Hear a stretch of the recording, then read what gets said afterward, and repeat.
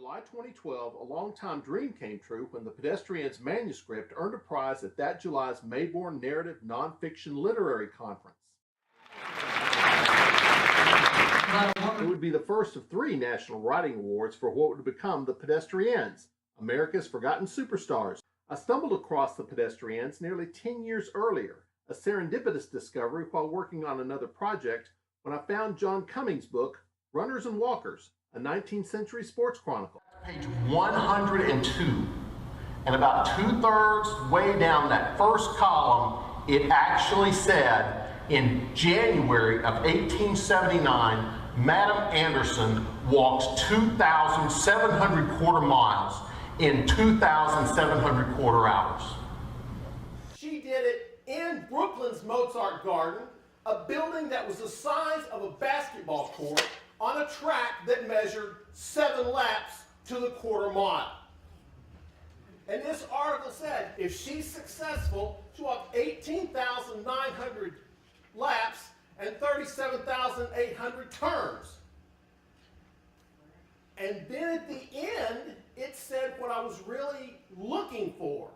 If she is successful, she won't get more than 10 minutes rest the entire month. But soon, other pedestrians, such as Exilde LaChapelle and Mae Marshall, outperformed Madam Anderson. But I couldn't figure out why they were doing this. On the adjacent column, I saw a poster announcing Mae Marshall's 50-mile walk in Worcester, Massachusetts. At the bottom, I read, admission, 50 cents. Children, half price. So I said, okay, they were doing this for money. That I can relate to. A few pages later, I saw a picture of the arrest of John Dermody, a 45-year-old unemployed lemon peddler who police apprehended after he crashed a pedestrian competition disguised as a contestant. John Dermody spent the night in jail, and the next morning he was arraigned, sentenced to time served, and as the paper said, still wearing the habiliments from the night before. But it wasn't just any walking race that he crashed. This was the 6-day Women's International Championship race. And all of the top walkers were there. And at this point, I had to stand back and say, now wait a minute.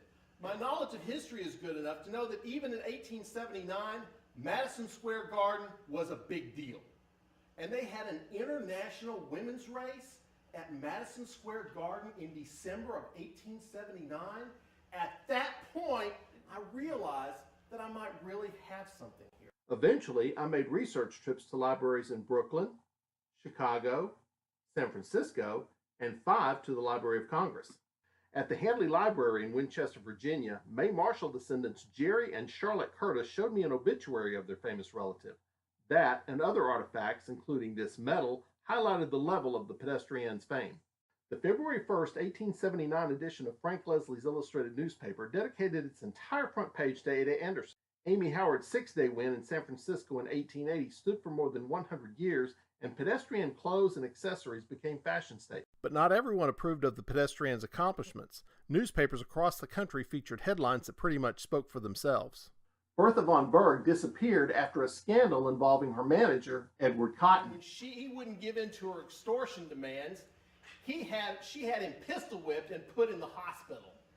On top of that, Fanny Edwards was involved in a high-profile sex scandal. The death of Exilde LaChapelle's ex-husband made headlines when his lover shot him with his own gun. The Pedestriennes overcame traditional views of women's roles and put on performances that seem impossible even by today's top athletes. For more than 125 years, their story has been ignored, but they helped change the course of history.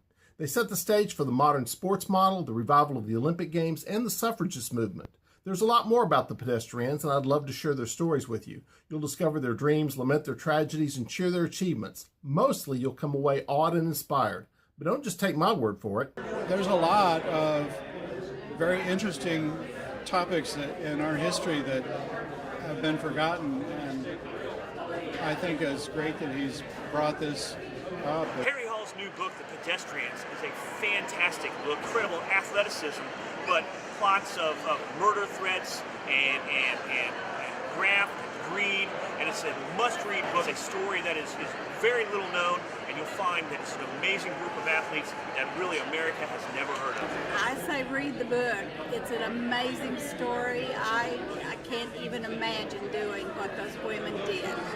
Oh, them a golden slippers, oh, them a golden slippers, them a golden slippers, I'd fly to wear, case they look so neat.